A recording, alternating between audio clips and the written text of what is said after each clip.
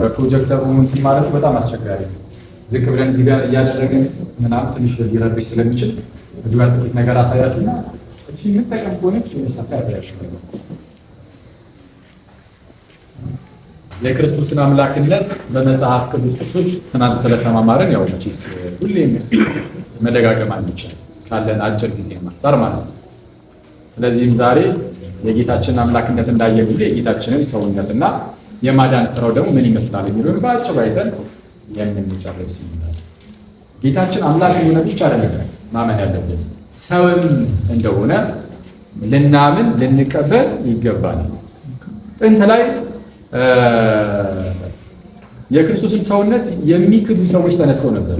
ለምሳሌ አምላክነቱ የክርስቶስን አምላክነት ስለ ክርስቶስ አምላክነት ሲነሳ የክርስቶስን አምላክነት የካደ ሰው ተብሎ የሚጠቀሰው ብዙ ጊዜ ማን ነበር? አሪዮስ አይደል? አሪዮስ ኢየሱስ ክርስቶስ አምላክ አይደለም ወይም ደግሞ እግዚአብሔር አስቀድሞ የፈጠረው የሆነ አካል ነበረ። መጀመሪያ እግዚአብሔር የፈጠረው ኢየሱስ ክርስቶስን ከዛም በኋላም በፈጠረበት በእርሱ ደግሞ ሌላውን ፈጠረ የሚል እንዲህ ያለ የስህተት ትምህርትን አስተምሩ ነበር። ግን የስህተት ትምህርቶች ክርስቶስ ላይ ሲነሱ አምላክነቱ ላይ ብቻ አይደለም ሰውነቱ ላይም ደግሞ ተነስተው ነበር። ጥንት ላይ የኖስቲክ መናፍቃን በተነሱበት በዚያ ወቅት ዶሴቲዝም የሚባል ምንፍቅና ነበር። የስህተት ዶሴቲዝም ምንድን ነው? ጌታ ሰው ሲሆን የምርም እንደኛ ሰው አልሆነም። ያው ሲታይ እኮ ሰው ይመስላል፣ ግን እንደው በሰው አምሳል መጥቶ ብቻ እንደዚሁ ሰው መስሎ ታየ እንጂ እርሱ ልክ እንደኛ የሚራብ የሚጠማ እንዲህ ያለ ስጋን አልያዘም ብለው ያስተምሩ። በዚህም ምክንያት ጌታችን እውነተኛ ረሃብን አልቀመሰም፣ ጥማትን በፍጹም ሲደክም ነበረ፣ ሲያንቀላፋ ነበረ። አይደለም፣ እሱ ጋር አላንቀላፋም። እውነተኛ የሆነ ድካም ታይቶበት አያውቅም። አልተራብም፣ አልተጠማም። እየመሰለ ብቻ ነው፣ እንደዛ መስሎ ብቻ ለሰዎች ይታይ ነበር። ልክ ለምሳሌ መላእክት ለሰዎች ሲገለጡ የሚገለጡት በሰው አምሳል ሆኖ ሊገለጡ ይችላሉ አይደል? ስዕሎቻችን ላይ ራሱ መላእክትን የምንስለው በሰው አምሳል አድርገን ሁለት እጅ ሁለት እግር ምናምን አድርገን አሁን መላእክት እንደዛ ሊመስለን ይችላል፣ ግን አይደለም። መላእክት ስጋ አላቸው፣ መንፈስ ናቸው። ስለ መንፈስ ስለሆኑ እንዴት አይነት ሁኔታ ውስጥ እንዳሉ አናውቅም፣ አልተገለጸም። ስለዚህ ሲገለጡ ግን ለሰው በሰው አምሳል ይገለጣሉ እና በሰው አምሳል እየተደረገ ይሳላል ብዙ ጊዜ እና በሰው አምሳል ለምሳሌ ቢገለጡ ገና ለገና በሰው አምሳል ስለተገለጡ ብቻ ይርባቸዋል? መላእክት ይርባቸዋል? ይጠማቸዋል? ጌታችን ልክ እንደዛ ነው። ዝም ብሎ በሰው አምሳል እንደዚህ መጣ፣ ሰው መስሎ መጣ እንጂ የምር የኛን ስጋ አልያዘም ብለው የሚያስተምሩ ሐሰተኛ መምህራን ነበሩ። ይህ ትምህርታቸው ተለጥጦ የደረሰ አይ ጌታችን አልተሰቀለም ወደ ማለት ደረሱ። ጌታችን ምን አላለም ብለው አስተማሩ። ስለዚህ አሁን ሙስሊም ወንድሞቻችን የሚሉት ነገር አለ ስለ ጌታ ሲናገሩ አክቹሊ ስለ ጌታ ነው ወይ የሚናገሩት? እሱ ላይ ጥርጣሬ አለ። እነሱ እንግዲህ ኢሳ ብለው ኢየሱስን ይላሉ። ኢሳ ብለው የሚጠሩት የሆነ አካል አለ፣ ቁርአኑ ራሱ የፈጠረው የሆነ አካል ማለት ነው። ያ እነሱ የሚናገሩለት ኢሳ የኛ ጌታ እንዳልሆነ እናምናለን። ግን እነሱ ያ ኢሳ አይ ኢየሱስን ነው ስለሚሉ ስለ ኢየሱስ ሲናገሩ ምን ይላሉ? አልሰቀሉትም፣ አልገደሉትም፣ ግን ለእነርሱ ተመሰለባቸው ብለው ሲናገሩ ሰምታችሁ ታውቃላችሁ? ይህን የሚናገረው የሙስሊም ወንድሞቻችን አምላክ ነው ማለት የእነርሱ አምላክ ያለው እነርሱ አምላክ ብለው ስለያዙት ማለት ነው እንጂ አምላካቸው የሁላችንም አምላክ ሥላሴ። ግን እነርሱ አምላክ ብለው የሚያምኑት የሚቀበሉት አካል የምርም በአካል ደረጃ ካለ ማለት ነው። በቁርአን ላይ ኢሳ አልተሰቀለም፣ አልሰቀሉትም፣ አልገደሉትም፣ ግን ለእነርሱ ለገዳዮቹ ተመሰለባቸው። እንደዛ የሰቀሉት ተመሰለባቸው። ይህ ነገር የሚቀዳው ከነዚህ አሁን አስቀድሜ ከነገርኳችሁ ከዶሴቲዝም ምንፍቅና ከዛ የተኮረጀች ምንፍቅና ወይም የሐሰት ትምህርት ነው። እስልምና ውስጥ ያለው ይህ የሐሰት ትምህርት የተቀዳ የተኮረጀ ነው። እስልምና የተነሳው 7ኛው ክፍለ ዘመን ላይ ክርስትና ከተነሳ ከ600 ዓመት በኋላ። ዶሴቲዝም ደግሞ ያልኳችሁ ያኛው ምንፍቅና ክርስትና ከተነሳ ከ100 ዓመት በኋላ አካባቢ በጣም እያበበ የመጣ ምንፍቅና ነበር። በሰዓቱ በጣም በየቦታው ይነገር ነበር እና እነ ባስልዮስ የዶሴቲዝም ምንፍቅና አራማጅ ነው። የባስልዮስ ያልኳችሁ ሰው የሰዎቹን ስም መያዝ ዶሴቲዝም የሚለውን ስሙን መያዝ ምናምን ግድ አይደለም። እሺ አለመያዝ ትችላላችሁ። እና እነሱ ምን አሉ? አይ ክርስቶስ እውነተኛ ስጋ ስለሌለው ሊሰቀል አይችልም። እነሱ አልተሰቀለም አልተገደለም የሚሉት እንደኛ አይነት ስጋ ስለሌለው እንደዛ ብሎ ስለሚያምኑ ማለት ነው። አወሳስብ ሌባችሁ ይሆን ነገር ይከብዳል። አገር ዝም ብሎ ተራ ነገር ነው። እሺ የሚከብድ ነገር ሲኖር እጃችሁን አውጡ ምናምን በተቻላችሁ አቅም ማለት ነው። ቀደም ብሎ ተማሩ ማለት ያለን ሁላችንም መምህር ሲቀሩ ማለት ነው። መምህር ሲቀሩ እኛ ግን ሁላችንም በቃ ዝም ብሎ ወንድምና እህት ብቻ ነው። መምህራችንንም ከወንድምነት እያገኘን ሳይሆን እነሱ ቢያንስ መምህራችን ናቸው። እኛ ግን እዚህ ጋር በቃ ወንድምና እህት ምናምን ልክ ቤት ውስጥ እንደምትጠያየቁት እዚህ ምን አንድ ቤተሰብ ዝም ብላችሁ መጠያየቅ ትችላላችሁ። እሺ ቀለል አድርጋችሁት ማለት ነው። ለማንኛውም መለስ ስንል የክርስቶስ ሰውነት ላይ ከጥንትም ጀምሮ ምንፍቅናዎች፣ የሐሰት ትምህርቶች ይነሳሉ። ጌታችን ግን እርሱ የምርም እውነተኛ ሰው ነው እና ስለኔና ስለእናንተ ልክ ሲገረፍ እውነተኛ የሆነ ህመምን ይቀበል ነበር፣ ይሰማው ነበር። የምርም ልክ እናንተ እንደሚሰማችሁ እርሱ አምላክነትም ስላለው ለብዙ ሰዓት ችሎት ብዙ ስቃይን ብዙ መከራን ተቀብሏል እና የምርም ግን ያንን ህመም ተሰምቶታል አልተሰማውም? አዎ ስለ ሁላችሁ ያ ህመም ተሰምቶታል። ጌታችን የምርም ርቦት ያውቃል፣ የምርም ጠምቶት ያውቃል። ርቦት ያውቃል፣ ጠምቶት ያውቃል። ግን እርሱ በባህሪው የሆነ የሚቸገር አይነት አካል ሆኖ ግን አልነበረም። ስለ ሁላችን ስጋን ለብሶ ማለት ልክ እኔ ነጠላ እንደለበስኩት ስጋን ለብሶ ማለት አይደለም። ሌላ የሰጠ ትምህርት ነው። ጌታችን ሲመጣ ጌታችን አስቀድሞ ሰው ከመሆኑ በፊት አምላክ ብቻ ነው። አስቀድሞ ስጋ ነበር። ስጋውን የነሳው ከማን ወለደ? ከእመቤታችን አይደል? እሺ አስቀድሞ አምላክ ብቻ ነው ማለት ያኔ ስጋ ይለው ብለናል አይደል? ስለዚህ መንፈስ ልክ ወደ እመቤታችን መጥቶ ስጋን ሲነሳ ስጋውን ግን እንደዚህ እንደነጠረው ልብስ አድርጎ ይነሳል። እንደዛ ግን አሁን ለምሳሌ ነጠላውን ማውለቅ ይችላል ማለት ነው። ጌታችን ስጋውን ማውለቅ ይችላል አይችልም? እንደዚህ እንደነጠላው ሆነ እንደነጠላው ሊለብሰው ማውለቅ ይችላል። ግን ጌታ ግን ሲመጣ እንደነጠላ እንደለበሰ የምርም ያንን ስጋ የራሱ በማድረግ አዋህደ። ነፍሳችሁና ስጋችሁ እንደተዋሃደ መለኮት ከትስብእት ወይም ደግሞ አምላክነት ከሰውነቱ ተዋህዶ በፍጹም መነጣጠል በማይችልበት ሁኔታ ውስጥ ነው። ስለዚህ በአምላክነትና በሰውነት መካከል መነጣጠል ነው። ስለዚህ ስጋ ለብሶ ስንል ስጋ ተዋህዶ እያለ እንደሆነ ልብ ይሏል። እሱም በደንብ አድርጋችሁ አስተውሉ ማለት ነው። እሺ ስለዚህም የምርም የኔና የእናንተን ስጋ የተለየ ስጋም አይደለም፣ የኔና የእናንተን ራሱን ስጋ ነሳ፣ መጣ፣ በዛ በስጋው መከራን ተቀበለልን። እንግዲህ ሰው ስለመሆኑ እጅግ በጣም ማለት በርካታ ማስረጃዎች አሉ። ለናሙና ያህል ዮሐንስ ወንጌል ምዕራፍ 1 ቁጥር 14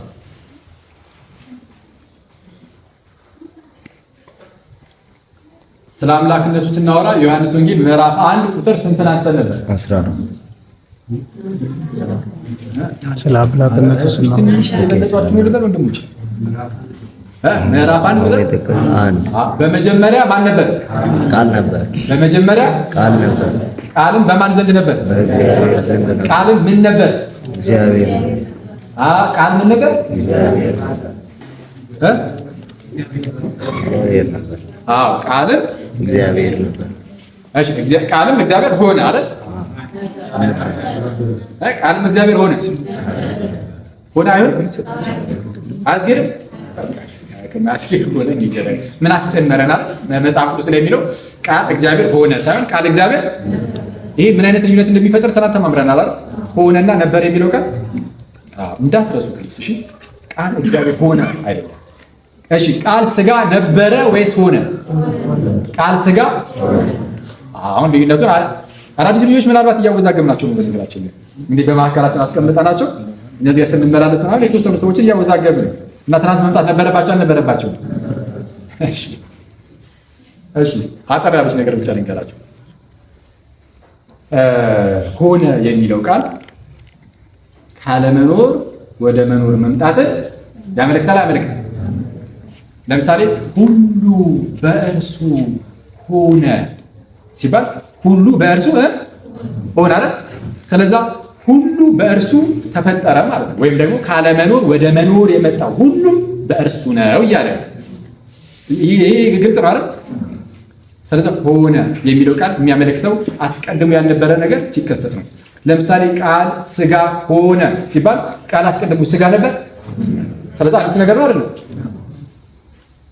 እሺ በመጀመሪያ ቃል ነበረ ነው አይደል? በመጀመሪያ ቃል ሆነ ቢል ግን ምን ማለት ይሆን ነበር? እስቲ ከታናት ከነበራችሁ መመለስ ይችላል። እስቲ አንድ ሰው እጁ ሊያወጣ ይችላል። አይዞህ ላትፉ በጌታ ይሄ በጣም ኖርማል ነገር ነው። እዚህ ጋር ያላችሁት ማለት ነው አንድ ቤተሰብ ናት። አንድ ቤተሰብ እሺ፣ እስቲ መመለስ እንችል። በመጀመሪያ ቃል ሆነ ነው ወይስ ነበረና ልዩነቱ ምንድን ነው? ሆነ ቢል ምን ማለት ይሆናል? የሚመለስ ራስ እንትን ከሆነ ቆይ ሌላ ወንድማችን እሺ፣ አለቀው እጆ እሺ ችግር አጥፉ እሺ፣ ቆይ ይሰማችኋል ጋይስ?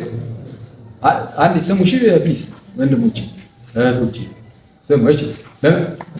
በመጀመሪያ ቃል ሆነ የሚል ከሆነ እያለች መጣችን። እሺ በመጀመሪያ ቃል ሆነ የሚሆነ ያልነበረ አዲስ ነገር የተፈጠረ ነው። እሺ በመጀመሪያ ቃል ነበረ ማለት ከመጀመሪያው ከጥንትም ነበረ ተሰምቷችኋል? በመጀመሪያ ቃል ሆነ ከተባለማ አለች አስቀድሞ ቃል ያልነበረበት ጊዜ አለ ያስብላል። ሆነ ማለት ካለመኖር ወደ መኖር መጣ እንደዛ ብለን የለ በመጀመሪያ ቃል ሆነ ከተባለ ቃል ያልነበረበት ጊዜ ነበር። ቃል ሆነ እየተባለ ስለሆነ ቃል ሆነ አስቀድሞ ቃል አልነበረም ያስብላል። ግን መጽሐፍ ቅዱሳችን የሚለው በመጀመሪያ ቃል ሆነ ሳይሆን በመጀመሪያ ቃል ነበር። እሺ ቃልም በእግዚአብሔር ዘንድ ሆነ ቃልም በእግዚአብሔር ዘንድ ነበረ። ስለዚህ ቃል በእግዚአብሔር ዘንድ ሆነ ቢባል ኖሮ አስቀድሞ በእግዚአብሔር ዘንድ አልነበረም። የሆነ ሰዓት ላይ ሆነ ያስብል ነበር። ግን ከዘላለም ከአባቱ ከእግዚአብሔር ጋር ነውና ከአብ ጋር ነውና ቃልም በእግዚአብሔር ዘንድ ነበረ። ቃልም እግዚአብሔር ሆነ ወይስ ነበረ? ሆነ ቢባል እንዳልኳችሁ ነው። ቃል እግዚአብሔር ሆነ ማለት ቃል አስቀድሞ እግዚአብሔር አልነበረም ማለት ነው። ከዛ በኋላ እግዚአብሔር ሆነ። ስለዚህ የጸጋ ነው ማለት ነው። ተሰጥቶት ነው እግዚአብሔርነት ያስብል ነበር፣ ግን አይደለም። ከዘላለም እግዚአብሔር ስለነበረ ቃልም እግዚአብሔር ነበረ ተባለ። አሁን ይህ ያለው ዮሐንስ ወንጌል ምዕራፍ 1 ቁጥር 1 ነው። ዝቅ ስትሉ ቁጥር 3 ላይ ደግሞ ሁሉ ቃል የተባለው ጌታችን ኢየሱስ ነው። ባይዘው ለማታውቁ ሰዎች ቃል ጌታችን ኢየሱስ ነው። ሁሉ በእርሱ ሆነ ወይም ተፈጠረ፣ ከሆነውም አንዳች እንኳን ያለ እርሱ የሆነ ምንም ምን የለም ማለት ነው። ከሆነው አንዳች እንኳን ማለት ከተፈጠረው ማለት ነው። አንዳች እንኳን ያለ ቃል የተፈጠረ ምንም የለም እያለ ፈጣሪነቱን አምላክነቱን ዮሐንስ በወንጌል መጀመሪያ ይነግረናልና ዝቅ ብላችሁ ቁጥር 14 ላይ ምን ይላል? እስቲ ስለ አምላክነቱ ከበረድ ከተናገረ በኋላ ማንን ያነብልን? ዮሐንስ ወንጌል ምዕራፍ 1 ቁጥር 14 ዝቅ ስትሉ ቁጥር 14 ላይ ምን ይላል?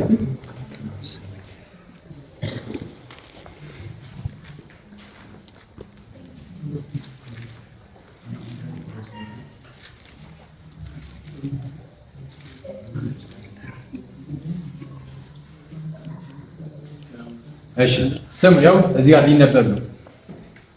ዮሐንስ ወንጌል ምዕራፍ 1 ቁጥር 1 ላይ ስለ አምላክነቱ በደንብ ከዘርዝሩ ከነገረን በኋላ ዝቅ ይልና ቁጥር 14 ላይ ምን ይላል? ቃልም ሥጋ ሆነ ጸጋንና እውነትንም ተመልቶ በእኛ አደረ። እሺ አንድ ልጅም ከአባቱ ዘንድ እንዳለው ክብር የሆነው ክብሩን አየን። ቃልም ምን ሆነ? ሥጋ መሰለ። ቃልም ሥጋ ሆነ። ቃል የምርም ሥጋ ቃልም ሥጋ ሆነ በእኛም አደረ ጸጋንና እውነትንም የተመላ። ከዚያ የአማርኛው መጽሐፍ ቅዱስ ላይ ቃልም ሥጋ ሆነ ጸጋንና እውነትንም ተመልቶ በእኛ አደረ ይላል። ትክክለኛ አቀማመጡ ቃል ሥጋ ሆነ በእኛም አደረ ጸጋንና እውነትንም የተመላ ነው። ችግር የለውም። ቃል ግን የአምላክ የነበረው እርሱ መታወን ሥጋ ለምን ስጋ ሆነ? ለምን ሰው ሆነ? ቅድም እንደነገርኳችሁ ሁላችንም በሞት ባርነት ውስጥ ሞትን ፈርተን ነበር የምንኖረው። ጥንት ላይ ያሉ ሰዎች ሞትን እጅጉን ይፈሩት ነበር። ምክንያቱም ሞት አደገኛ ነው። ሁሌም እንደሰለጠ ሁሉም ሰው በሞት ግዛት ስር ነበር። ይመጣል፣ ይውጣል፣ ማንም የሚያወጣ የለም። ኦኬ። እና ታዲያ ጌታችን መጥቶ ልክ ሰው ሲሆን የእኛን ስጋ ከመቤታችን ይነሳና በዛ በስጋው ደግሞ ሞትን ድል በመንሳት ሞትን በመግደል በሞት ባርነት ውስጥ ሞትን በመፍራት ውስጥ የነበረውን እኛ ሁላችንን ነፃ ያወጣናል። ሞትን አሸንፎልን ማለት ነው።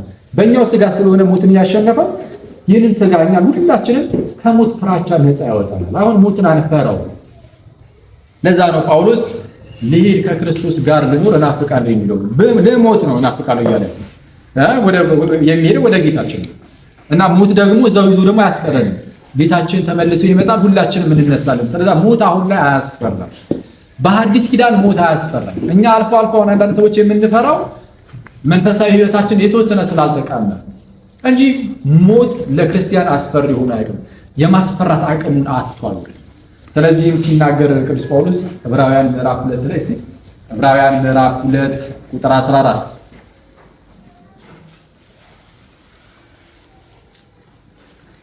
ዕብራውያን ምዕራፍ 2 ቁጥር 14 ጀምሮ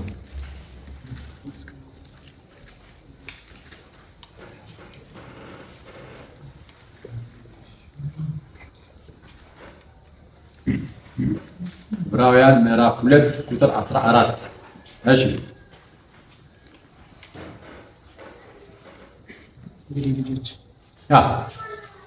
እንግዲህ ልጆች በስጋና በደም ስለሚካፈሉ እንግዲህ ልጆቹ በምን ስለሚካፈሉ? በስጋና በደም ስሙ፣ በደም ስሙት። እሺ እንግዲህ ልጆች ወይም ልጆቹ በስጋና በደም ስለሚካፈሉ ማለት ሁላችን ተመሳሳይ ስጋና ደም ያለን በስጋና በደም ተካፍለናል። የተለየ ስጋ ያለው ሰው አለ እዚህ ውስጥ የለም። ሰው ከሆነ በቃ አንድ ስጋ ነው አይደል? ልጆቹ በስጋና በደም እንደሚካፈሉ እሺ፣ ቀጥል እስቲ። እርሱ ደግሞ በሞት ላይ ስልጣን ያለው በሞት እንዲሽር ይኸውም ዲያብሎስ ነው። በሕይወታቸውም ሁሉ ቆይ አንዴ፣ በሞት ላይ ስልጣን ያለውን በምን እንዲሽር? በሞት እንዲሽር። አሁን ዲያብሎስ ግዛቱን ይዞ ሰዎችን ይገድላል፣ ይይዛል፣ የራሱ ያደርጋል። ሰው ይሞታል። ከሞተ በኋላ የማን ነው የሚሆነው? የዲያብሎስ ነው እንጂ የእግዚአብሔር አይሆንም ነበር አስቀድሞ። እና ጌታችን በሞት ላይ ስልጣን ያለውን እርሱን ራሱን ማለት ነው በሞት ለመሻር ያውም ዲያብሎስ ነው። እሺ በሕይወታቸውም ሁሉ ስለ ሞት ፍርሃት በባርነት ይታሰሩ የነበሩትን ሁሉ ነፃ እንዲያወጣ። ቆይ በሕይወታቸው ሁሉ ስለ ሞት ፍርሃት ታስረው የነበሩትን ስለምን ፍርሃት? ስለ ሞት ፍርሃት እና ሞትን ፈርተው ይኖሩ የነበሩትን እነርሱን ነፃ ለማውጣት እሺ በስጋና በደም እንዲሁ ተካፈለ። በስጋና በደም እንዲሁ በስጋና በደም እንዲሁ ማን የተካፈለው? ጌታችን ኢየሱስ ክርስቶስ አይደለ? ጌታችን ኢየሱስ በስጋና በደም እንዲሁ ተካፈለ። ቀጣዩ ነሽ የአብርሃምን ዘር ይዟል እንጂ የያዘው የመላእክትን አይደለም። የማንን ዘር ይዟል? የአብርሃምን ዘር። እንደሚሰማችሁና እንደማይሰማችሁ በዛው ቼክ ለማድረግ ነው። የአብርሃምን ዘር ይዟል እንጂ የማንን አልያዘም? የመላእክትን አልያዘም። ስለዛ ሲመጣ እሺ እግዚአብሔር ትርጉም ቀጣዩ አክቹሊ እሱ የሚያብራራ ነው። ቀጣዩ ጥቅስ ማለት ነው። አንብቡት። ጌታችን ሲመጣ የያዘው የመላእክትን ዘር አይደለም፣ የሰውን ዘር ነው። በሞት ፍራቻ ውስጥ ተቀምጦ የነበረውን ያንን የሰውን ዘር ያዘና ከዛ በኋላ ሞተ። በዛ በነሳው ስጋ በተካፈለው ስጋ ሞተ። በስጋ ሞተ ብሎ ጴጥሮስ እንደተናገረው በመጀመሪያ መልእክቱ ምዕራፍ 3 ቁጥር 18 በስጋ ሞተ በመንፈስ ግን ሕያው ሆኖ ብሎ እንደተናገረው ማለት ነው። በስጋ ሞተ ብሎ እንደተናገረው ልክ ሲሞትልን ከሞቱ ሞትን በመግደል ከሞት ፍራቻ እኛን ሁላችንን ነፃ አወጣን። ስለዛ እኛን ለማዳን የምርም ክርስቶስ በስጋና በደም ተካፍሏል። ስለዛ የምርም ጌታችን እውነተኛ ሰው ነው አይደለም? ልክ ኤልሳቤጥ እንደተናገረችው ነው። አንቺ ከሴቶች መካከል የተባረክሽ ነሽ ካለቻት በኋላ የምንሽ ፍሬ የማኅፀንሽን ፍሬ የተባረከ ማለት የማህፀንሽ ፍሬ። ስለዛ ጌታችን የምርም የማህፀኗ ፍሬ ነው። እነዛ ጥንት ላይ የነበሩ መናፍቃን ግን ምን ብሎ ያስተምሩ ነበር? ጥንት ላይ የነበሩ ሐሰተኛ መምህራን አይ ጌታችን እንደዚህ ሰው መሰለ እንጂ የምርም እንደኛ አይነት ስጋ የለውም ምናምን ካሉ በኋላ ማለት ነው እሱን አሻሻልን ብለው ደግሞ ከነሱ በኋላ አንድ ቫለንቲኑስ የሚባል ሰው ተነስቶ ነበር። ምን ብሎ አስተማረ? አይ እንደው እሱ የምርም እንደዚህ አይነት ስጋማ ነበረው፣ ግን ቢኖረውም ማለት ከእመቤታችን አልነሳም፣ ከቅድስት ድንግል አልነሳውም። ዝም ብሎ በእሷ በኩል ዝም ብሎ እንደዚህ መቶ ብቻ አለፈ። በእርሷ በኩል ዝም ብሎ መቶ ተወለደ፣ ዝም ብሎ አለፈ እንጂ የምርም ከእርሷ የተገኘ አይደለም ብሎ አስተማረ።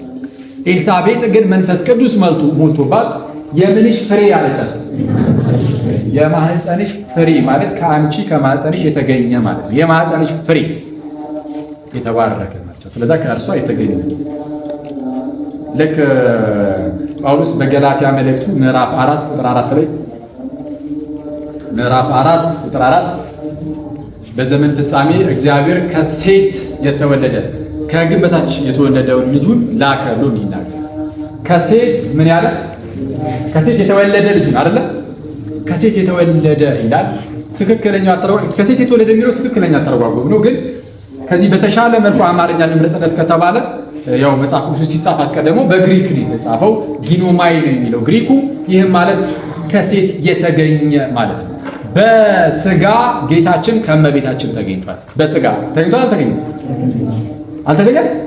በስጋ ስለሆነ መለኮት እንደመሆኑ ከእመቤታችን ነው የተገኘው ነው። መለኮት እንደመሆኑ አምላክ እንደመሆኑ ከዘላለም ነበረ። ከዘላለም የነበረው እርሱ ራሱ ግን ስጋን ከእርሷ በመያዝ በስጋ ተገኝቷል። ስለዚህም ጌታችን ኢየሱስ በእውነት አምላክ ብቻ ሳይሆን ሰውም እንደሆነ ልናምን፣ ልናውቅ፣ ልንረዳ ይገባል። መርሳት የሌለባችሁ ነገር ጌታችን አምላክም ሰውም ነው ብለን ስንናገር ሁለት ነው ኢየሱስ እያልን እንዳልሆነ ልናውቅ ይገባል። ጌታችን እዚህ ጋር አምላክ፣ እዚህ ጋር ደግሞ የሆነ ሰው ሁለት ማለት አለ። እርሱ ከዘላለሙ አንድ አምላክ አንድ ጌታ ነው። ጌታችን ኢየሱስ አንድ አምላክ ነው። ያ አምላክ ደግሞ መጥቶ ስጋን ነሳ። ስጋን የራሱ ስላደረገው ሌላ ሁለተኛ የተደረበበት ነገር ሳይሆን የሚባለው ውህድ የሆነ አንድ። በምሳሌ እንደሰጧችሁት ናት። ለምሳሌ እኔ ስንት ነኝ ብያችኋለሁ። ወይም እናንተ ናችሁ አክቹሊ ነገራችሁ። ስንት ነኝ? አንድ። ስንት ነኝ? አንድ። ሁለት አይደለም? አንድ። የተወሰነ አንዳንዴ እንደዛ ትሆንብናለህ እንዳትሉ እንጂ ሁለት ነገር እኔ አንድ ነኝ። ግን ስጋ ብቻ ነኝ አይደል? ምን አለኝ? መንፈስ። ስጋ አለኝ ፕላስ ነፍስ። ሁለቱ ነገሮች አንድ አይነት ናቸው፣ ስጋና ነፍስ። እሺ ነፍስ ይታያል? ስጋስ? አንዱ ይታያል፣ አንዱ አይታይም። የነዚህ የሁለት ውህደት ነኝ። ግን እስቲ አሁንም ግን አንድ ነኝ እንጂ ሁለት አለባት። አንድ በሆንም እነዚህ ሁለት ነገሮች ግን በእኔ ውስጥ አሉ ማለት ያለ መነጣጠል ማለት ነው። ልክ የተነጣጠለ ሰዓት ግን እሞታለሁ። ነፍስ ከስጋው ስትነጠል ይህ ስጋዬ የሚሞት እና ጌታችንም ልክ እንደዚህ ነው። አምላክነት አለ፣ ሰውነት አለ፣ በተዋህዶ አንድ የሆነ ጌታ ነው። ልክ ጳውሎስ እንደተናገረው ለእኛስ ሁሉ በእርሱ በኩል የሆነ እኛም በእርሱ በኩል የሆነ ስንት ጌታ አለን አለ። ስንት ጌታ? ማን? አዎ አንድ ጌታ ኢየሱስ ክርስቶስ አለን ብሎ እንደተናገረው ጌታችን ኢየሱስ ስንት ነው? አንድ። ይሄ ቋሚ እምነታችን ነው። የማይናወጥ እምነታችን ነው። የማይናወጥ እምነታችን ነው። ሰው ስለ ክርስቶስ የዚህን ያህል ካነሳን በቃ ክርስቶስ አምላክ ነው፣ ሰው ነው፣ ውህድ የሆነ አንድ ጌታ ነው። ይህንን ነገር ያዙና እኛን ለማዳን ምን ሰራ የሚለውን በአጭሩ እሱን ጥቂት ነገር ብቻ ላስቀምጥላችሁ። እሺ እንግዲህ ከዚህ ቀደም እንደተነጋገርነው በአዳም ምክንያት ሰው ከእግዚአብሔር ርቋል፣ ተጣልቷል። ስለዛ መታረቅ አለብን የለብን ማለት ለመዳን ሰው ከእግዚአብሔር ጋር መታረቅ አለብን። ስለዛ ከቀጥታ በራሱ ደግሞ ሰው ተነስቶ ከእግዚአብሔር ጋር መታረቅ አልቻለምና እግዚአብሔር የገዛ ልጁን ይላከው ሊታረቀን ማለት ነው። ራሱ እግዚአብሔር ሊታረቀን፣ ሥላሴ ሊታረቀን ወደደ፣ ፈቀደ። በዚህ በእርቅ ውስጥ ምን ተካሄደ ከተባለ አብ ልጁን ላከው፣ ልጁ መጥቶ አቀረበን ወደ እግዚአብሔር። ስለዛ ጌታችን ኢየሱስ ርቀን የነበርነውን ከእግዚአብሔር ጋር ተጣልተን የነበርነውን እኛን አስታረቀን። ቆይ ጌታችን ኢየሱስ ከእግዚአብሔር ጋር አስታርቆናል አላስታረቀንም? ጌታችን አስታርቆናል አስታርቆናል። ጌታችን እና መድኃኒታችን ኢየሱስ ክርስቶስ ከእግዚአብሔር ጋር አስታረቀን። እሺ ሲያስታርቀን እንደው አባቱ ይቅርታ አድርግላቸው ብቻ ብሎ ለምን ሆኖ አይደል? ለምን ብቻ አይደለ? አይደለ? በምንድን ነው ያስታረቀን? በሞቱ አይደል? በሞቱ ሮሜ አውጡ። ሮሜ ምዕራፍ 5 ቁጥር 10 እስከ 11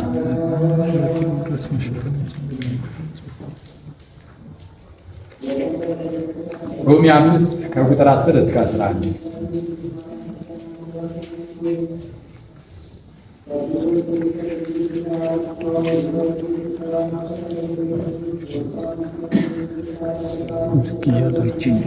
ሮሜ ምዕራፍ 5 ከቁጥር 10 እስከ 11 እሱን ያዘው።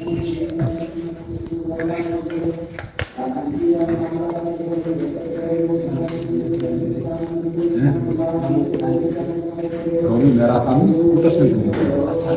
እሺ ሞትን አንድ ጊዜ ፈጽመን እናውቃለን።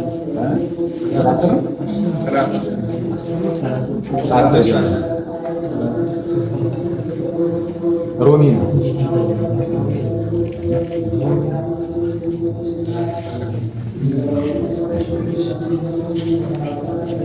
ጠላቶች ሳለን እሺ ቆይ እንዲሰሙት አንድ እሺ ሐሳባችሁን አንድ ጊዜ ሰብሰብ አድርጉልንና ጠላቶች ሳለን ቆይ አንድ ይሰማችኋል? ኋላ ገስ ምኖች ሳለን አለ ጠላቶች ሳለን እሺ ከእግዚአብሔር ጋር በልጁ ሞት ከታረቅን ቆይ አንድ ከእግዚአብሔር ጋር በማን ከታረቅን?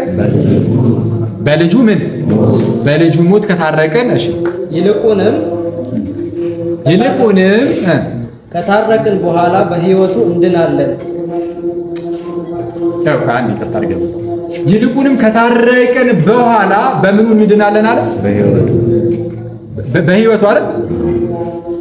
አሁን ትምህርታችን ይሄ መልካም ሕይወት ለድህነት ያለው አስፈላጊነት ምናምን ላይ አይደለም፣ ግን እንድታውቁት ለወደፊት እንዳትረሱት ማለት ነው። ከእግዚአብሔር ጋር መታረቅ በራሱ በቃ ድህነታችን አለቀ፣ ተፈጸመ፣ ከዚህ በኋላ ምንም አያስፈልገውም የሚያስብል ነገር አይደለም። በሞቱ ከታረቀን በኋላ ራሱ እንድናለን እያለ ነው። የምንድነው ግን በምኑ ነው አለ? በሕይወቱ ማለት ክርስቶስ በእናንተ ይኖራል እና ጌታችን በእናንተ ይኖርና ክርስቶስ በሕይወቱ ሁሉ ጻድቅ ነበር አይደል? እና ከእርሱ የተነሳ እናንተም ደግሞ ጽድቅን እያደረጋችሁ በንጽህና በቅድስና እየተመላለሳችሁ ደግሞ በዛ በክርስቶስ ሕይወት ውስጥ ሆናችሁ ደግሞ ትድናላችሁ እንደማለት ነው ባጭሩ። ግን ቀጥል እስቲ። ይህም ብቻ አይደለም፣ ነገር ግን ይህም ብቻ አይደለም። እሺ ሌላ ምንድን ነው? አሁን መታረቁን ባገኘንበት በጌታችን በኢየሱስ ክርስቶስ በኩል በእግዚአብሔር ደግሞ እንመካለን። መታረቁን ባገኘንበት በማን በኩል? በጌታችን በኢየሱስ ክርስቶስ። በጌታችን መታረቁን ባገኘንበት በማን? በጌታችን በእርሱ በኩል በእግዚአብሔር ደግሞ ምን እንላለን? በራሱ ይመካል፣ በራሳችን አንመካ። ትምክህት እንግዲህ ወዴት ነው? ከጌታችን መስቀል በቀር ትምክህት ከእኛ የራቀ። ከጌታችን መስቀል በቀር ከእርሱ የመስቀል ላይ ስራ የማዳን ስራ እሱ ነው። በቃ አለቀ። ከእግዚአብሔር ጋር ያስታረቀን ያ ስራው። ስለዚህ ከሱ ውጭ ለእኛ ትምክህት የለም። መመኪያችን እግዚአብሔር ነው። በእግዚአብሔር እንመካለን እንጂ በራሳችን የምንመካ አይደለም። እሺ ተጨማሪ አንድ ብቻ ነው። አንደኛ ጢሞቴዎስ ምዕራፍ 2 ቁጥር 5 ፓወር ባንክ አንደኛ ጢሞቴዎስ ምዕራፍ 2 ቁጥር 5 የሐዋርያው የቅዱስ ጳውሎስ መልእክት ለልጁ ለጢሞቴዎስ የመጀመሪያ መልእክት ምዕራፍ 2 ቁጥር 5 እስከ 6 አንድ እግዚአብሔር አለና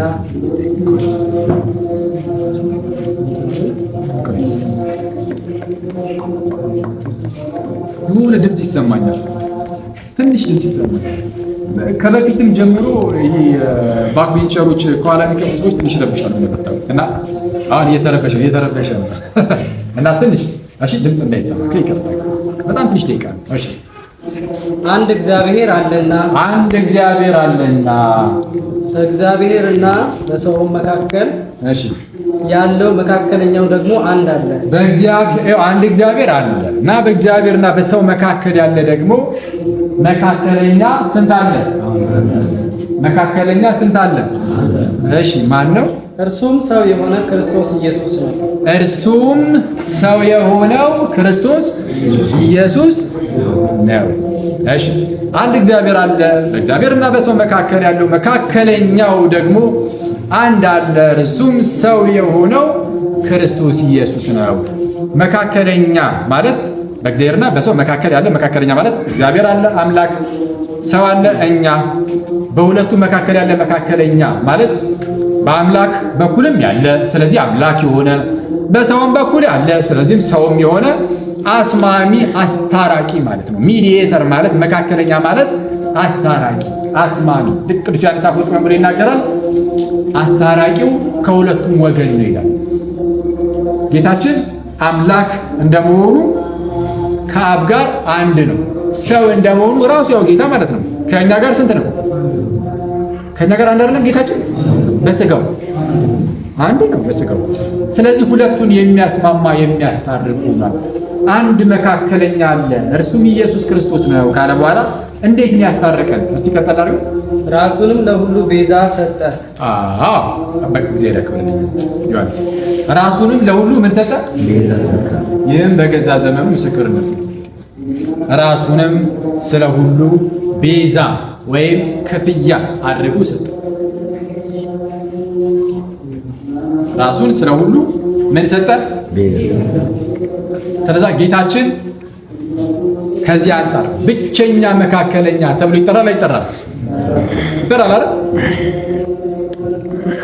ብዙ ጊዜ ከፕሮቴስታንት ወንድሞቻችን ጋር እዚህ ጉዳይ ላይ ክርክር ሲነሳ ምናልባት እንግዲህ ተሰሙናል ታውቁ ይሆናል። ከፕሮቴስታንት ወንድሞቻችን ጋር እዚህ ጉዳይ ላይ ክርክር ይነሳል አይደል? ጌታችን አማላጅ ነው አይደለም፣ አስታራቂ ነው አይደለም፣ መካከለኛ ነው አይደለም ምናምን የሚል ነገር። የጌታችንን መካከለኛነት የሚክድ ክርስቲያን አለ? አስታራቂነቱን የሚክድ አለ? እኛ የምንቃወመው ጌታችን በመስቀል ላይ ሆኖ ስለ ሁላችን ደሙን በማፍሰስ ከእግዚአብሔር ጋር አስታርቆናል የሚለውን በፍጹም ክርስቲያኖች አይቃወሙ። ከተቃወምን የምንቃወመው ምንድነው? ጌታችን ወደ ላይ ወደ ሰማይ ሄዶ አሁንም በአብ ፊት እየለመነ አሁንም እየማለደ ይኖራል የሚሉ ከሆነ እየማለደ ሁሌም ማለት ነው ከሆነ ያኔ እሱን እንቃወማለን። በመስቀል ላይ የሰራው ያ የማስታረቅና የማዳን ስራ ግን የአንድ ጊዜ ስራ ብቻ ነው ወይስ የሁል ጊዜ ስራ ነው? የአንድ ጊዜ ስራ። አዎ ስራው አንድ ጊዜ ብቻ የተሰራ አይደል? እሺ ያ የአንዲት ጊዜ ብቻ የተሰራው ስራ ግን ለምን ያህል ጊዜ የሚያገለግል ነው? ለዘላለም። እርግጠኛ ናችሁ? እስቲ ዕብራውያን እናውጣ እስቲ። እርግጠኛ መሆናችሁን አለመሆናችሁን በመጽሐፍ ቅዱስ እንመዝነዋ። ለዘላለም ጌታችን የሰራው ስራ ለዘላለም። እስቲ ዕብራውያን ምዕራፍ 10 እስቲ ምዕራፍ 10 እሺ ቁጥር 12 እናንብቦና መለስ ብለን እርሱ ግን ቆይ አንዴ ማን ግን አለ? እርሱ ግን። አዎ እርሱ የተባለው ማን ነው? ጌታችን ነው። እሺ ጌታችን ነው። እዚህ አሁን እናያለን። ከስለን ወደ ኋላ ተመልሰን እርሱ ግን ከብሉይ ኪዳን ሊቀ ካህናት ጋር ሲያነጻጽረው እርሱ ግን እሺ ስለ ኃጢአት ቆይ አንዴ ይቅርታ። ስለምን? ስለ ኃጢአት እሺ አንድን መስዋዕት ስንትን? አንድን መስዋዕት ለዘላለም አቅርቦ በእግዚአብሔር ቀኝ ተቀመጠ። ለመቼ አቅርቦ? ለዘላለም አቅርቦ። ያው እኔ ጠፍቶብኝ ነበር እና ተጠቅላችሁ ለዘላለም ለዘላለም አቅርቦ በእግዚአብሔር ቀኝ አዎ። ስለዚህ ጌታችን ያቀረበው መስዋዕት ስንትን መስዋዕት ይላል? አንድን መስዋዕት ለዘላለም አቅርቦ በእግዚአብሔር ቀኝ ተቀመጠ። ይሄ ትልቅ ቃል። ይህን ለመረዳት አንድ ነገር ላስታውሳችሁ። ይህ የክህነት የክርስቶስ አሁን ጌታችን ሊቀ ካህናት ነው ነው ሊቀ ካህናት የካህናት አለቃ ማለት ነው። ጌታችን ሊቀ ካህናት ነው። ሊቀ ካህናት ደግሞ መስዋዕትን ያቀርባል አያቀርብም? ጌታችን መስዋዕትን አቅርቧል። መስዋዕቱ ግን ማን ነበረ? ራሱ ሊቀ ካህናትም ራሱ መስዋዕቱም ራሱ። ኦኬ ይህ የሊቀ ክህነት ስራ ይህ የሊቀ ክህነቱ አገልግሎት ምናምን አነሳሱ ከብሉይ ኪዳን ነበር። አሁን የክርስቶስን የማዳኑ ስራ እንዴት እንደሆነ እንድትረዱት ማለት ነው። በብሉይ ኪዳን እግዚአብሔር አምላክ እንዲህ ያለው የክህነት አገልግሎት ሰጥቷቸው ነበር ለሕዝበ እስራኤል። የተለያየ ኃጢአትን ሲሰሩ ሕዝቡ ካህናቱ ከበጉ ከፍየሉ ከወይፈኑ እያደረጉ ከተገኘው መስዋዕቱን እያደረጉ ደምን እየረጩ ለሕዝቡ ጊዜያዊ የሆነ መፍትሄን እንዲያበጁለትና ለኃጢአት ማስተሰሪያ የሚሆነውን ነገር እንዲያቀርቡለት ጊዜያዊ የሆነ ነገር ነው። ያኔ እንዲህ ያለ ነገር እግዚአብሔር ሰጥቷቸው ነበር። እና አጠቃላይ ይሄ ስለ ድንኳኒቱ ስለ ቤተ መቅደሱ ነው ታውቃላችሁ አይደል? ማለት በእስራኤላውያን ዘንድ ድንኳን ነበረ ወይም በኋላ ላይ ቤተ መቅደስ የተባለው ማለት ነው። እንደዚህ አይነት ስርዓቶች የሚከናወኑበት ይሄ መስዋዕቱ የሚቀርብበት ምናምን እሱን እግዚአብሔር ነበር ያሰራቸው። ዘጸአት ያዙሽ። ዘጸአት ምዕራፍ 25 ቁጥር 8 ዘጸአት ምዕራፍ 25 ቁጥር 8 በመካከላቸውም አድር ዘንድ መቅደስ ይስሩልኝ ይላል። በመካከላቸው ምን ል ዘንድ ምን ይስሩልኝ? አሁን ይህ የመቅደሱ ስራ እንዴት ያለ መሰላችሁ? የድንኳኑ ማለት ነው። ላሳያችሁ። በብሉይ ኪዳን የነበረው በተለይ በነ ሙሴ ሰዓትም የነበረው የድንኳኑ እንዴት ነው? እንዲህ እንደ ግቢ ነገር ይሆንና ማለት ነው። እንደ ግቢ ነገር ይሆንና ልክ የሆነ ቤት ለምሳሌ እናንተ ጋር ቤታችሁ የሆነ ቤት ይኖርና ከዛን ከቤቱ ደግሞ ደጅ ነገር አለ አይደል? እዛው ግቢ ውስጥ ሆኖ ደጅ ነገር። ስለዛ ከደጁ ጀምራችሁ 3 ክፍል አለ። ደጁ የመጀመሪያው ክፍል የአደባባይ ይላል መጽሐፍ ሲናገር። እዛ አደባባዩ ጋር ሕዝበ እስራኤል ሁሉ ይመጣል፣ እዛ ላይ ይገባል። ማንም ከዛ አይከለከልም እንዳትረሱ። እዛ ደጅ ነገር ላይ አደባባዩ ላይ ሁሉም ሰው እንዲገባ ተፈቅዶለት ነበር።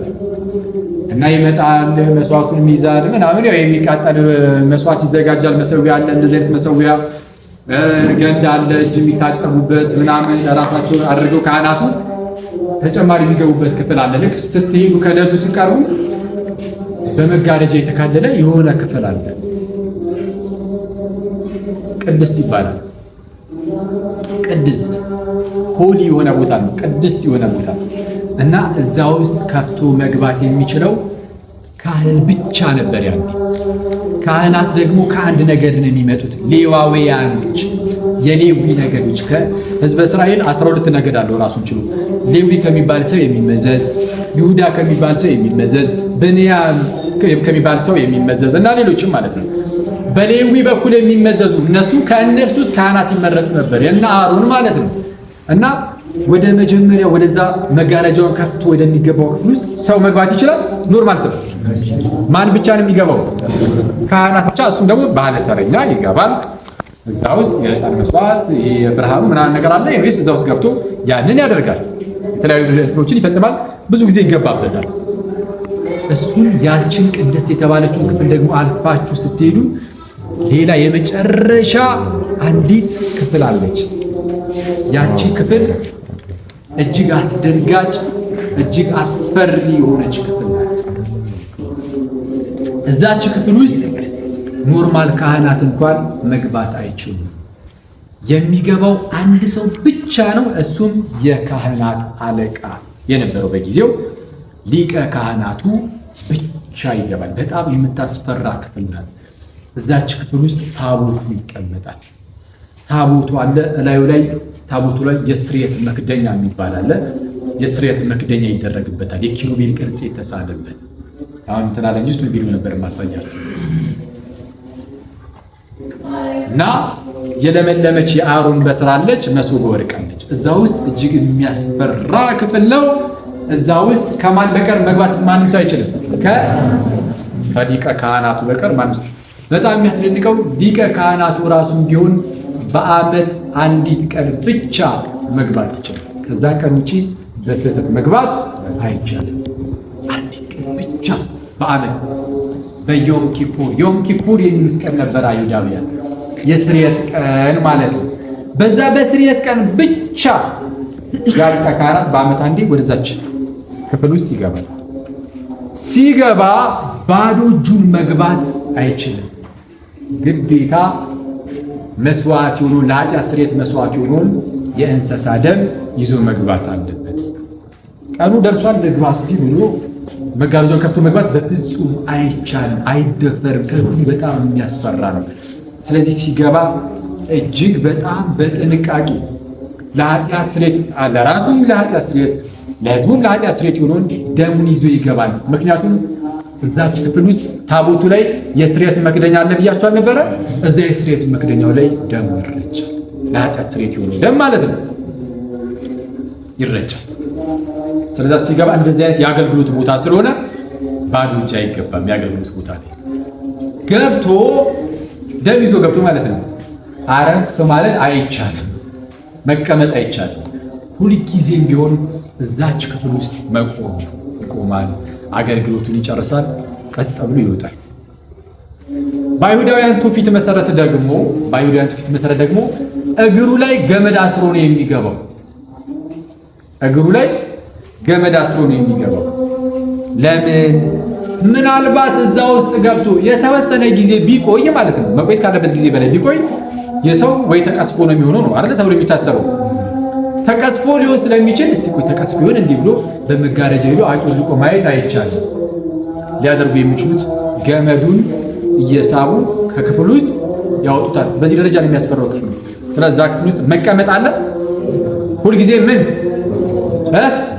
መቆም። አሁን ያችን የመጽሐፍ ቅዱስ ክፍል አሁን የጌታችን ከዚህ ነው የሚመዘውና ንጽጽሩን አሁን ተመልከቱ። ጌታችን ሊቀ ካህናት ሲሆን በምን መልኩ እንደሰራው አሁን ንጽጽሩን ዕብራውያን እዛው ምዕራፍ 10 ከላይ ከፍለ ቁጥር 10 ጀምሮ ስልካችሁን ምናምን ያዛችሁ ሰዎች አውጣችሁ ማየት ትችላላችሁ። ዕብራውያን ምዕራፍ 10 ቁጥር 10 ጀምሮ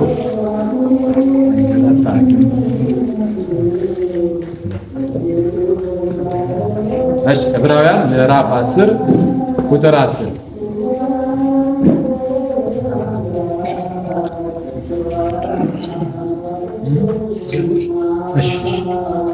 በዚህም ፍቃድ የኢየሱስ ክርስቶስን ሥጋ አንድ ጊዜ ፈጽሞ በማቅረብ ተቀድሰናል። በዚህም ፍቃድ የማንን ሥጋ? የኢየሱስ ክርስቶስን ሥጋ አንድ ጊዜ ፈጽሞ በማቅረብ ምን ብለናል? ተቀድሰናል። ስንት ጊዜ በማቅረብ? አንድ ጊዜ ብቻ ነው የሚቀርበው? እሺ፣ አንድ ጊዜ በማቅረብ ተቀድሰናል። እሺ፣ ሊቀ ካህናትም ሁሉ ዕለት ዕለት እያገለገሉ ኃጢአትን ሊያስወግዱ ከቶ የማይችሉትን እነዚያን መስዋዕቶችን ብዙ ጊዜ እያቀረቡ ቆመዋል። አንድ ባንድ እናምብላቸው። ሊቀ ካህናት ሁሉ ማለት የብሉይ ኪዳን ሊቀ ካህናት ሁሉ ማለት ነው። ሊቀ ካህናት ሁሉ ዕለት ዕለት እያገለገለ ሊቀ ካህናት ማለት ዕለት ዕለት እያገለገለ ማለት እየደጋገመ ሁሌ ማለት እየደጋገመ ከላይ ከፍሎ ቁጥር 10 ላይ የኢየሱስ ክርስቶስን ሥጋ ስንት ጊዜ በማቅረብ ነበር ያለው? አንድ ጊዜ በማቅረብ ዝቅ ይልና ስለ ብሉይ ኪዳን ሊቀ ካህናት ሲናገር ግን ሊቀ ካህናት ሁሉ ዕለት ዕለት እያገለገለ እነዚያን ኃጢአትን ከቶ ሊያስወግዱ የማይቻላቸውን መስዋዕቶች ብዙ ጊዜ እያቀረበ ምን ያህል ጊዜ እያቀረበ? ብዙ ጊዜ እያቀረበ ምን ብሏል? ብዙ ጊዜ እያቀረበ ቆሟል። ብዙ ጊዜ እያቀረበ ምን ብሏል? ጋይስ ይሄ መሰረታዊ የሆነ ነገር ስለሆነ ነው። ገብቶ እያቀረበ ቁጭ አይልም። ሲያቀርብ ምንድን ነው? ይቆማል አይደል? እሺ፣ እርሱ ግን ይላል አሁን ጌታችን ኢየሱስ እስቲ ንገረን። እርሱ ግን ስለ ኃጢአት አንድን መስዋዕት ለዘላለም አቅርቦ በእግዚአብሔር ቀኝ ተቀመጠ። ቆይ አንዴ፣ ሊቀ ካህናት እነዚያ የብሉይ ኪዳኖቹ ዕለት ዕለት ያንን ነገር እያቀረቡ ቆመዋል ነበር ያለው። እርሱ ግን አለ ጌታችን ግን ስለ ኃጢአት አንድን መስዋዕት ለዘላለም አቅርቡ። በእግዚአብሔር ቀኝ ምን አደረገ? እነዛ ጌታችን ስለዚህ አገልግሎቱን ጨርሷል አልጨረሰም? ይሄ መስዋዕት የማቅረብ አገልግሎቱ ግን ጌታችን እዚህ ላይ አንድ ትልቅ ልዩነት ላሳያችሁ። ጌታችን አገልግሎቱን ጨርሷል። ግን ቢጨርስም ያቀረበው ነገር ግን ለአንዲት ጊዜ ብቻ ተከናውና በዛው ማለት በዛው የሚቀር ነገር ያ ነገር እስከመቼ የሚቀጥልለት ነው? ያ የተሰራውን ስራ ነው ብላችሁ ለምን ያህል ጊዜ? ስለዚህ ጳውሎስም ሲናገር ምን አለ? ምንድነው እርሱ ግን ስለ ኃጢአት አንድን መስዋዕት ለምን ያህል ጊዜ አቅርቡ? ለዘላለም ማለት እሺ፣ ለዘላለም አቅርቡ በእግዚአብሔር ቀኝ። ስለዚህ አሁንም ድረስ ክርስቶስ የሰራው አመሰግናለሁ። በጣም ይቅርታ። እሺ፣ ጌታችን የሰራው ስራ ዘላለማዊ ነው። የሰራው ስራ አሁን ድረስ እኛን የሚያድን አሁን ድረስ ኃጢአት ሰርተን ማለት ነው። ለምሳሌ እኛ ራሳችን ወደ እግዚአብሔር መመለስ ስንፈልግ ከኃጢአታችን መታጠብ አለብን አይደል? ከኃጢአታችን መንጻት አለብን የለብንም? እሺ፣ ከኃጢአት ሁሉ የሚያነጻው ደግሞ ምንድነው? ማን ነው? የክርስቶስ የልጁም የኢየሱስ ክርስቶስ ደም ከኃጢአት ሁሉ ምን ያደርገናል? ያነጻል ተብሎ በመጀመሪያው ዮሐንስ መልእክት ምዕራፍ 1 ቁጥር 6 ላይ እንደተነገረ። ስለዛ ጌታችን አንድ ጊዜ ለሁሉ ጊዜ የሆነ ስራ ሰራለን። ከዚህ ጋር ተያይዞ ፕሮቴስታንት ወንድሞቻችን የሚያነሷቸው አንድ ሁለት ጥቅሶች አሉ። የአንደኛ ጢሞቴዎስ ምዕራፍ 2 ላይ ያለው ያው ቅድም እንደተነጋገርነው አንድ እግዚአብሔር አለ፣ በእግዚአብሔርና በሰው መካከል ያለው መካከለኛው አንድ አለ፣ እርሱም ሰው የሆነው ክርስቶስ ኢየሱስ ነው የሚለው። አዎ ጌታችን አስታራቂ ነው። እርሱም ዘወር ዝቅ ብሎ እንደተናገረው ራሱንም ስለ ሁሉ ቤዛ ሰጠ ስለሚል በሞቱ አስታርቆናል ብለን እሱን ጨርሰናል። ዕብራውያን ላይ አንድ የሚነሳ ጥያቄ አለ። ዕብራውያን ምዕራፍ 7 ዕብራውያን ምዕራፍ 7 ቁጥር እሺ እንድንረዳው ከ23 ጀምሮ እነርሱም እንዳይኖሩ ሞት ስለከለከላቸው እነርሱም የብሉይ ኪዳን ሊቀ ካህናት የጥንቶቹ ማለት ነው። እነርሱ እንዳይኖሩ ለዘላለም እንዳይኖሩ ማለት ነው። እያገለገሉ ለዘላለም እንዳይኖሩ የበፊቶቹ የብሉይ ኪዳን ሊቀ ካህናት እንዳይኖሩ እነሱ እንዳይኖሩ ምን ከለከላቸው? ሞት ከለከላቸው። እንዳይኖሩ ምን ይከለክላቸዋል? ሞት ይመጣል፣ ይገድላቸዋል። አለቀ። አንድ ነው ሊቀ ካህናት የሚኖረው። ያ ሊቀ ካህናት እድሜሉ ማለት ለዘላለም እያገለገለ እንዳይኖር ሞት ከለከለው። ሞት ይመጣል፣ ይወስደዋል። ስለዚህ ልክ እሱ ሲሞት በዛው በቃ ይቀራል። ሌላ ሰው ይተካል ወይስ አይተካም? ይተካል። ሌላ ሰው ደግሞ ሊቀ ካህናት ሆኖ ይተካል በሱ ቦታ። እሱም ያገለግልና ይሞታል አይደል? ልክ እሱ ሲሞት ደግሞ አንድ ሌላ ሰው ይተካል። ሲተካ ሊቀ ካህናት የሆኑት ብዙ ናቸው አይደል? እስቲ ቀጠል አድርገና ምን ብለህ ካህናት የሆኑት ብዙ ናቸው። አንዴ ካህናት የሆኑት ምን አላቸው? ብዙ ናቸው። እሺ እርሱ ግን ለዘላለም እርሱ ግን ማለት ንጽጽሩ እንደዛ ጌታችን ግን እሺ ለዘላለም የሚኖር ስለሆነ ለምን ያህል ጊዜ የሚኖር ነው እርሱ? ጌታችን ሞተ፣ ግን ሞት አልያዘውም፣ ተነስቷል። ተነስቶ ደግሞ ለምን ያህል ጊዜ ይኖራል? በአባቱ ግን ለዘላለም ይኖራል። እሺ እርሱ ግን ለዘላለም ስለሚኖር የማይለወጥ ክህነት አለው። የጌታችን ያ ስራው ምንድነው? አንድ ጊዜ የሰራው ስራ ለዘላለም እንዲቀጥል ያደረገው እርሱ በህይወት ስለሚኖር ነው። ሞቶ ቢቀር ኖሮ ማለት ነው ጌታችን ያኔ አንድ ያፈሰሰው ደም የሰራው ስራ ማለት ነው ምንም ይክፈል ምን በቃ ለዛች ጊዜ የዛችን ቀን ለነበረ ሰው ብቻ የሚሆን ነበር የሚሆነው እንጂ ለኛ አይሆንም ነበር። ለኛ አሁንም ድረስ የሆነልን ያ የክርስቶስ የመስዋዕቱ ነገር አሁን ድረስ ለኛ የሆነልን እስከዛ ድረስ የሚሰራ የሆነው ያ ስራው በህይወት እየኖረ ስለሆነ ሞት ስለማይይዘው።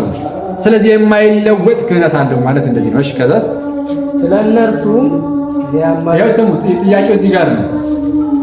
ፕሮቴስታንት ወንድሞቻችን የሚያነሱት ጥያቄ እዚህ ጋር ነው እና በደንብ አድርጋችሁ ስሙ። ቀላል ስለነርሱም ሊያማልድ ዘወትር በህይወት ይኖራልና።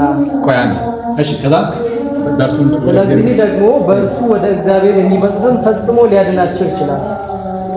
ስለ እነርሱም ሊያማልድ ዘወትር በሕይወት ይኖራልና ስለዚህም በእርሱ በኩል የሚመጡትን ደግሞ ወደ እግዚአብሔር ማለት ነው የሚመጡትን ሊያድናቸው ይችላል። ሊያድናቸው ይችላል። ብዙ ሰዓት እንዳትቀመጥ ቀጣዩንም ጥቅስ አንብብላቸውና ሁለቱን እስከ ቁጥር 27 ያለውን ተቀመጥና እኔ አብራራለሁ።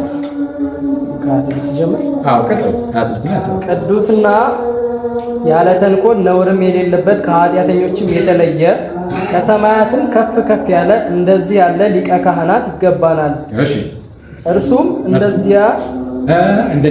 እንደነዚያ ሊቃነ ካህናት አስቀድሞ ስለ ራሱ ኃጢአት በኋላም ስለ ሕዝቡ ኃጢአት ዕለት ዕለት መስዋዕትን ሊያቀርብ አያስፈልገውም። ዕለት ዕለት መስዋዕትን ሊያቀርብ እሺ ራሱን ባቀረበ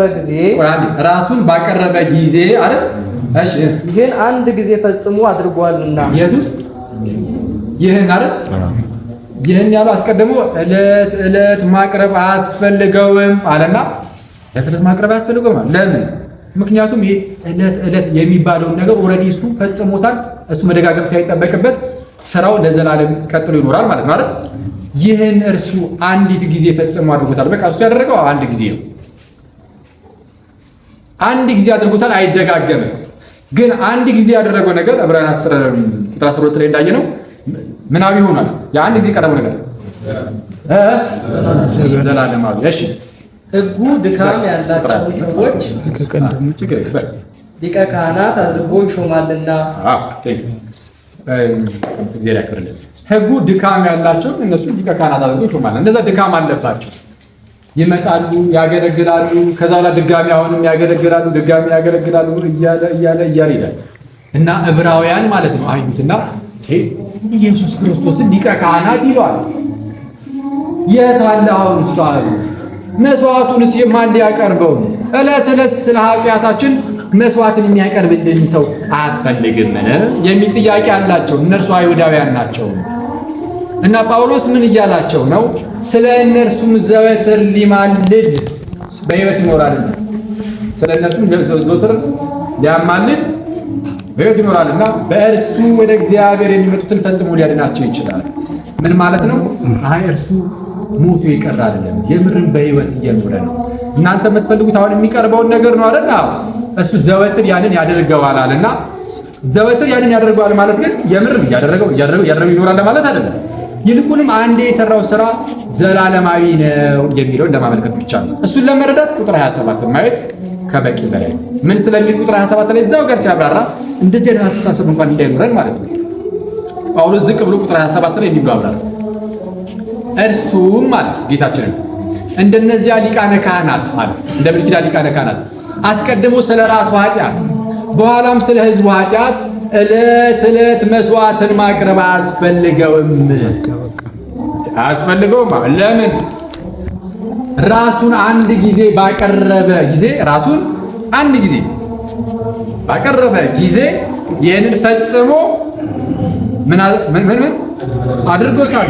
ይህንን አንድ ጊዜ ፈጽሞ አድርጎታል። ስለዚህ አንድ ጊዜ አድርጎታልና መደጋገም አይጠበቅበትም። ስለዚህ ጳውሎስ ስለ እነርሱ ሊያማልድ ዘወትር በሕይወት ይኖራል ሲል ጌታችን ዘወትር እያማለደ ይኖራል ብለን እንድናስብ አይደለም። እሱ አገልግሎቱ ኦልሬዲ ጨርሷል፣ ፈጽሞታል። እዛው ጋር ቀጠላ ቁጥር 27 ላይ እንደተናገረው።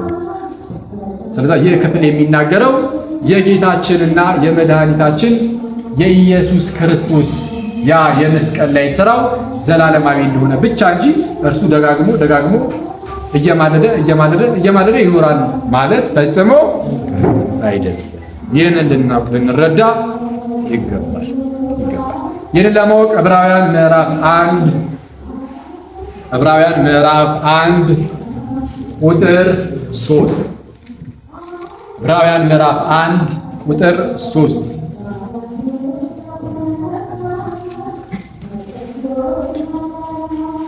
መጨረሻ ለእኛ ተናገረ። እሱ ቁጥር 2 መጨረሻው ነው። እርሱም የክብሩ መንጸባረቅና የባህሪው ምሳሌ ሆኖ እርሱም ጌታችን የክብሩ መንጸባረቅና የባህሪው ምሳሌ ሆኖ ይላል። የአብ ማለት ነው። የአብ የእግዚአብሔር አብ የክብሩ ነጸብራቅና የባህሪው ምሳሌ ሆኖ ሁሉን በስልጣኑ ቃል እየደገፈ ሁሉን አንድ ይቀርታ ጌታችን ማለት ነው። ሁሉን በስልጣኑ ቃል እየደገፈ ኃጢአታችንን በራሱ ካነጻ በኋላ ኃጢአታችንን በማን ካነጻ በኋላ? ኃጢአታችንን በራሱ ካነጻ በኋላ ምን አደረገ? በሰማያት በግርማው ቀኝ ተቀመጠ። ኃጢአታችንን በራሱ ካነጻ በኋላ በሰማያት በግርማው ቀኝ የተቀመጠው ኃጢአታችንን ካነጻ በኋላ ነው ወይስ አይደለም? ነው። ኦኬ። ስለዛ ጨርሶ ነው ማለት ነው ሄደው ከሆነ እዛ ከሄደ በኋላ እየማለደ ይኖራል የሚል አንድ ሰው ካለ ጌታችን የሚማልደው ስለምንድን ነው? ስለ ኃጢአት ስርየት ነው እንዳይባል ኃጢአታችንን በራሱ ካነጻ በኋላ ይላል። ኃጢአታችንን በራሱ ካነጻ በኋላ አለ። የኃጢአት ስርየት ጉዳይ በደሙ የተፈጸመ ጉዳይ ጌታችን በመስቀል ላይ እጆቹን ዘርግቶ ተፈጸመ አለ። በዮሐንስ ወንጌል ምዕራፍ 17 ላይ ሊቀ ካህናት እንደመሆኑ ሲጸልይ ምን አለ? አባት ሆይ ላደርገው የላከኝን ስራ ፈጽሜ አለ አከበርኩ። ላደርገው የሚገባኝን ነገር ምን ብዬ ፈጽሜ አከበርኩ። ስለዚህ ጌታችን ፈጽሞታል። ኃጢአታችንን በራሱ ካነጻ በኋላ በሰማያት በግርማው ቀኝ ተቀምጧል። ታዲያ ምንድን ነው ከተባለ በአብ ቀኝ አሁንም ድረስ በሕይወት እየኖረ ስለሆነ አንዴ በመስቀል ላይ የሰራው ስራ ግን ለዘላለም ሕያው ሆኖ ይኖራል። በሁላችንም ላይ ተግባራዊ ሆኖ ይኖራል። ከሌላ ቤተ ኤኒዌይስ ከክርስትና ውጭ ካሉ ማለት ነው። ከክርስትና ውጭ ያሉ ሰዎች ወደ ክርስትና ሲመጡ የሚድኑት ጌታችን ዛሬ እንደ አዲስ ተሰቅሎላቸዋል። ያኔ የሰራው የማዳን ስራ፣ ያኔ በቀራኒው የከፈለው ክፍያ፣ ያ ያፈሰሰው ደም ዛሬም ድረስ ከኃጢአታቸው እያነጻቸው ይቀበላል። አይደለም ወይስ እንደ አዲስ ክርስቶስ ይሰቀላል? ጌታችን እንደ አዲስ ይሰቀላል? አይሰቀልም። ያኔ የሰራው እዚሁ በቤተ ክርስቲያን ውስጥ ያለን ሰዎችም ኃጢአትን ስንሰራና ንስሐ ገብተን ወደ ቅዱስ ምስጢር ስንመጣ የምንነጻው በዚሁ በእግዚአብሔር ልጅ በኢየሱስ ክርስቶስ ክቡር ደም፣ የልጁም የኢየሱስ ክርስቶስ ደም ከኃጢአት ሁሉ አይደል? ከኃጢአት ሁሉ ያነጻል። የመስዋዕት ስራው ልክ እንደዚህ። ሌላ የሚጠቀስ ጥቅስ አለ ከምልጃ ጋር ተያይዞ አለ? አልቀረም እሱ ዘንድሮ። እሺ ሮሜ 8:27